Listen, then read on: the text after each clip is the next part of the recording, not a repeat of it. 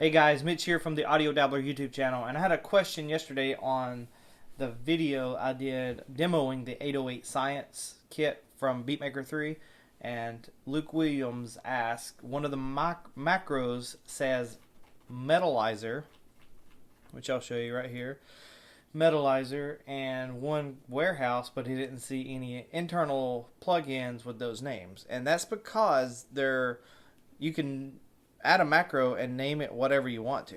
And so I could, once I add the macro into it, I can rename macro, and that's just a name he given, and I could give it, anything that I want. But where the magic happens is what it's doing. And so if you see something like that in a sound pack that you download from their store, or you get it from someone else, and they have something that's kind of weird or name different that you don't see, you can click on the three dots and it'll bring up the controls for that macro, and you can see that it's a controlling the frequency of a bit crusher and the bits of a bit crusher. Now what we can do is, I have these controls mapped to the 8 knobs on my Axiom, and I can go to the effects and I can scroll down, and these are all on the bank, not an individual pad, but I can see a bit crusher right here. And so as I turn the macro knob 1 that I have assigned to the metalizer, it is adjusting, if I can go back to it, the bit crusher.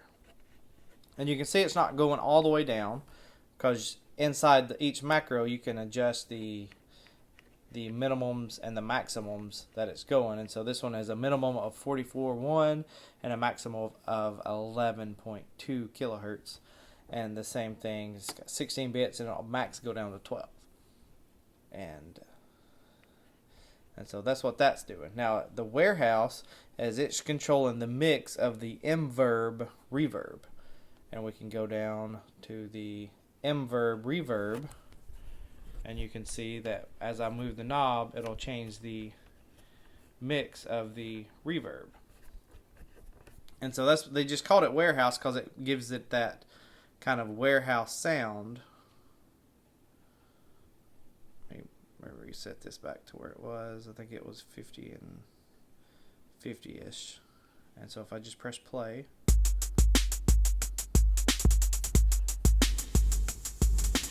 you can hear it adding the reverb. And you can, if you don't particularly like this, you can adjust it. I was playing around, add the decay all up, and that almost gives it a metalizing kind of sound. Add the bit crusher onto it.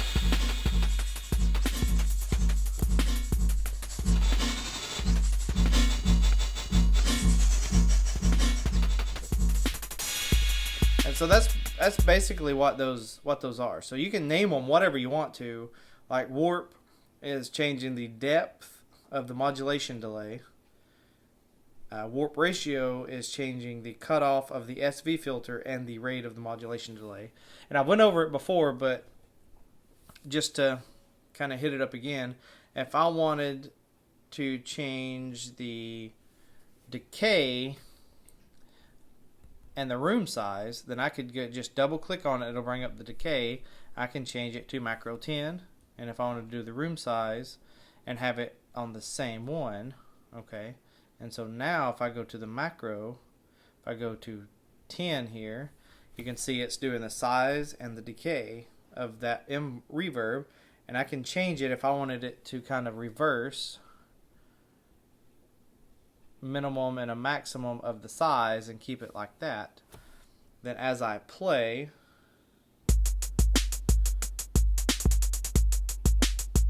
let's say I gotta turn the mix up first. So once I have the mix up, then I can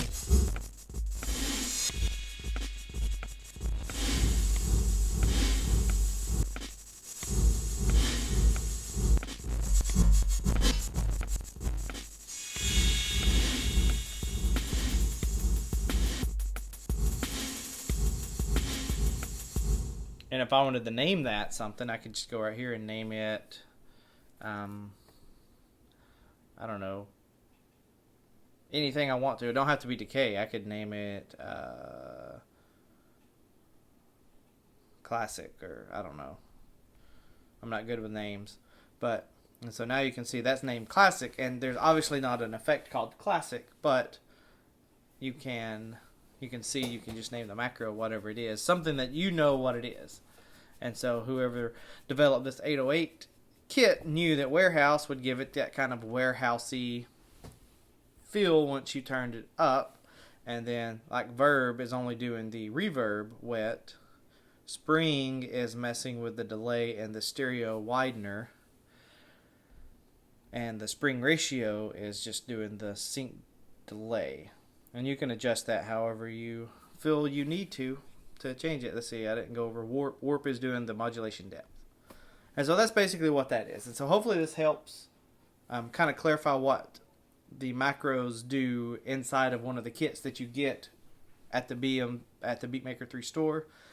You know, they may or may not be labeled how you would think, or something like Metalizer, but you can just easily just click on the 3 dots and it will show you what you're doing, and you can make adjustments accordingly if you want it to do more. If you want it to give it a little bit grittier, you know, you can bring the max bits down.